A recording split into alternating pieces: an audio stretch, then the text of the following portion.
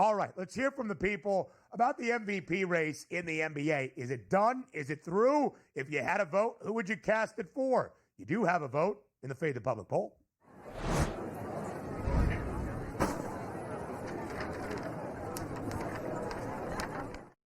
At Sports Grid on Twitter, who should win the NBA MVP award this season? Shai Gilgeous-Alexander, Nikola Jokic, or other? If you voted for other, that's fine, but really it is a two-horse race, and it's really probably not even a two-horse race. Shai Gilgeous-Alexander, a minus 440 favorite to win the MVP hardware this year, denying Nikola Jokic his fourth MVP award in the last 5 years.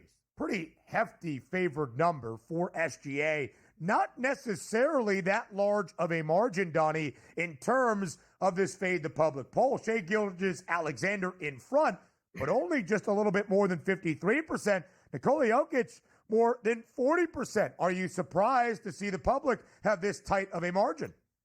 No, because it really should be that close. Like, it is. Like, we want to give it to SGA just because we like new things here, having a great season. It's his time. Could have gotten it last year, didn't get it. We'll get it this year. Nikola Jokic, look at the numbers that he's had on this season. And I know you can't do this, but we'll just have fun with it. Like, move that back 10 years. This is the greatest season we've ever seen in the history of professional sports in the NBA. He's the MVP by far. Nikola Jokic averaged a triple-double the entire season.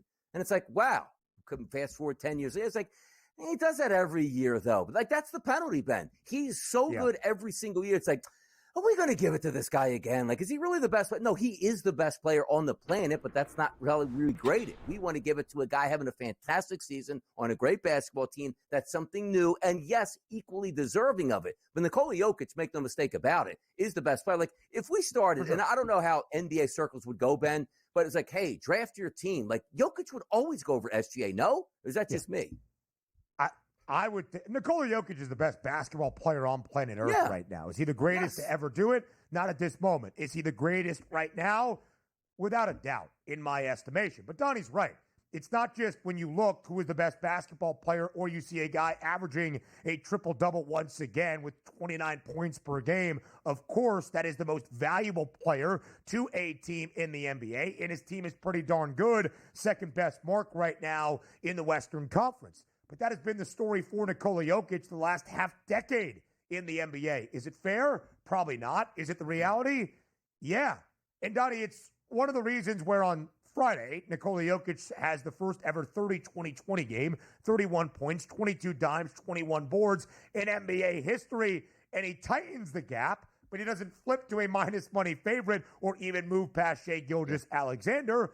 It's because he has to make history already on history, even to tighten the margin, let alone win the actual hardware. Not only is it voter fatigue because he has won 3 NBA MVP awards in the last 4 years, it's also he has set an incredibly successful standard for himself that if he is not overwhelmingly surpassing, not that it lacks luster, it just lacks a little bit of sizzle.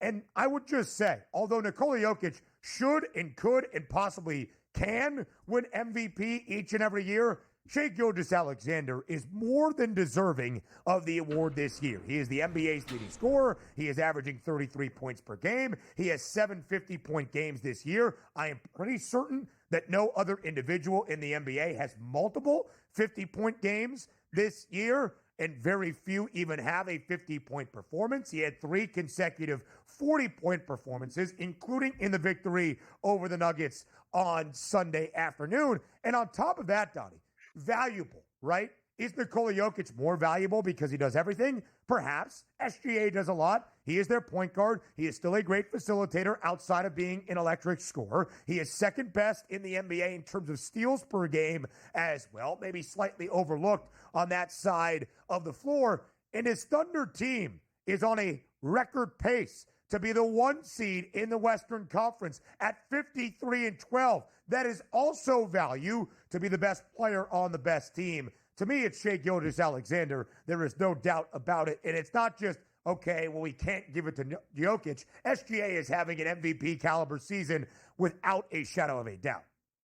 Yeah, he is. But the crazy part about it is like if you uphold the seasonal statistics from Nikola Jokic throughout the rest of the games, which means he's probably getting a triple double every single game on the way out. I was just doing a little research. 2016-27, that OKC team that had Russell Westbrook that had all those triple doubles and won the MVP. They finished sixth in the conference when it looks like the Nuggets probably going to finish what? Second overall in the conference here, and it's not going to get him the MVP. We'll see how it is down the stretch, and I assume this is going to tighten up. But barring a huge drop-off for OKC as a team, not just SGA, you could probably pencil him in for 30 a night. It's just crazy to see another player out there that averages way more than a triple-double. It's like, yeah, better luck next year. Like, what does he have to do next year to win it?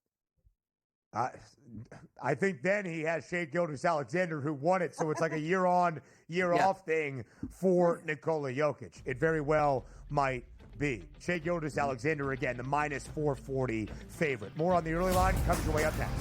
Action around the association on this Tuesday evening. What I am sure is my co-host Donnie Rightside favorite segment of the day here on this Tuesday on the early line. The two premier NBA handicappers on this network get you ready. Could it be 15?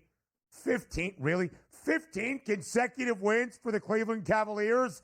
The odds makers certainly expect that to be the case. 18.5-point spread in favor of the Cavs tonight at home in the land with a total of 228. Do the odds makers not understand that despite being on the second leg of a back-to-back with a change of venue, Brooklyn at home last night pulled off the upset against the shorthanded Lakers without LeBron James, maybe riding that momentum? I guess the odds makers do not. So the question, Donnie, not really 15. It should be 15. Cleveland an 18.5-point home favorite. The question really, how many points does Cleveland win this game by? Yeah, Cleveland probably should cover the 18.5. Is that a little bit steep? Yes, it is. But also, if you're looking at the Brooklyn Nets on a back-to-back, they're actively not trying to win basketball games. They should have won last night. That should became as a shocker because you see them in the standings now. They're lined up with a couple teams. I believe I want to say 22 wins, which means you better start losing basketball games to improve those ping pongs, and that's going to start tonight. So if you play on a back-to-back, I'm not even sure who shows up for the Nets. I would look even more towards first half. There might be a chance that, Ben, they are up 20 points at the first half break, and you're saying, all right, well, now they probably should win by 20, but I don't know how that's going to go in the third and fourth quarter. Minus 11.5 at the FanDuel Sportsbook is the first half. I think they might be up 15-plus at the break, and I'll take my chances. Now, granted, the Cavs could be up 6 at the break and then still win by 25 points. Yes, but I'm willing to take, like, you might get one of those 35-13 first quarters, and away you go. Yeah, it might be a good look, DRS. As you said, 11.5 points is that first half number. Cleveland, by the way, on this current 14-game win streak, has been booked as a double-digit favorite in half of those games, 7 times laying at least 10 points, 3 and 4 against the spread. But if you look at the first half in a triumph quickly for the Cavaliers, maybe against the tired legs of the Nets, could be a way to go. Just to Donnie's point about Brooklyn, they are 4.5 games behind Chicago for an Eastern Conference play-in tournament spot.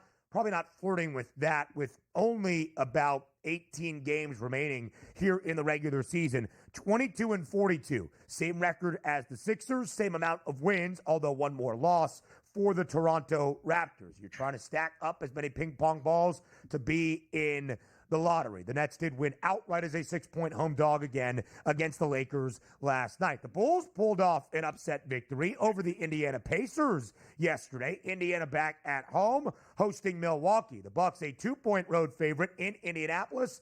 233.5 is that total. Playoff positioning key here once again. Currently, the Milwaukee Bucks in the 4 spot, 36-27. Indiana a full game behind as the 5 seed in the Eastern Conference, 35-28. A playoff preview where home floor advantage could be a toss-up down the stretch. Yeah, it always feels like to me when I take a look at the Milwaukee Bucks, I'm a sucker for them. Like, hey, look at that. Giannis Antetokounmpo, Dame Lillard going to play in this basketball game. And the line was 3.5 at the opening number. Now it's down to 2 on the live number at FanDuel. Let me jump in. I'm probably going to do that again tonight. But 2 teams that are on equal footing, as I should say. Total, by the way, 231.5, now sitting at 233.5, and other outlets showing 234.5. So that's on the rise. That might be the better way to play this game. But once again, I always fall into that Bucks trap. I'll take them again, -2 on the road to pick up the victory over the Pacers. The Bucks have dropped 2 in a row. They had won 8 of their last 9 prior to that, covering in 7 of those 8 victories. The Pacers have dropped 3 in a row, a Pacers team known for its tempo, under in 6 of their last 8. But Indiana has been a really good underdog team this year in large part. Again, 3 consecutive losses for Indiana, 2 straight L's for Milwaukee. This would be the opening round playoff matchup, the 4-5 split in the Eastern Conference, if the season has a word to come to an end today. Now, as we go, just a 4-game slate in the NBA on this Tuesday night. We head to the Big Easy up next. The Pelicans at home hosting the Los Angeles Clippers. 7.5-point spread in favor of the Clips on the road. Total down by a few points from that number. Currently live at 222 and a hook. Can the Pels keep this game competitive at home tonight in NOLA? I don't think so. I like the way the Clippers have started playing, bouncing back at this point now. And understand this line opened up at 7.5 early this morning at the FanDuel Sportsbook. This was down to 6 and has now ballooned up 1.5 while we've been on the show. Some 7s are still out there in the marketplace in a 222 over. Sometimes there comes a point where the Clippers are trying to angle for the playoffs and seeding here. The Pelicans don't want to win basketball games. So outside of Zion Williamson starting tonight and going for, let's just say, 30, 16 and 6, I don't think they're going to be able to be all that competitive, which means I'm expecting a double-digit victory for the Clippers tonight. Yeah. Sooner than later, bad basketball teams understand the goal isn't to win anymore. And if the goal isn't to win, you got to fade them. And New Orleans is a bad basketball team, despite some better play right around the All-Star break. Mm-hmm. They had won 5 of their last 7. Now they have dropped 4 in a row, only 1 cover in that span, their most recent game as a double-digit dog. The Clippers got off to a porous start out of the All-Star break. They had dropped 6 of 7. They did not cover in any of those 7 games. They've won 3 in a row. They have covered in 2 of the 3. They did beat Sacramento on Sunday on a last-second buzzer beater from Kawhi Leonard in OT. The Clippers still a really good favorite this year. Donnie, when you look at New Orleans, second worst record in the Western Conference at 17-48, only one team has been eliminated from playoff contention so far in all of the NBA. That's in the Western Conference, the Utah Jazz, 15-50. The worst record, the Washington Wizards, 13-50. They're the other game tonight at home. They're on the road taking on the Pistons. Detroit, 15-point favorite. That's about all I can say about this game. You want to lay 15 points with the Pistons at home at this point. Should they beat the Wizards? Yes. Are the Wizards tanking? Absolutely. But I do agree with that line movement, 232 to 235. When you typically get bad basketball teams, guys are not looking to play much defense, just trying to get their points up, if that makes sense. That's probably the way I'd go, but come on now. 15-point spread. Stop it. Stop it, Detroit. The Wizards have been an underdog in 52 of 53 games this year. 27-33-2 against the spread. Not awful, but hey, hopefully Cooper Flagg heads to D.C. More on the early line up next.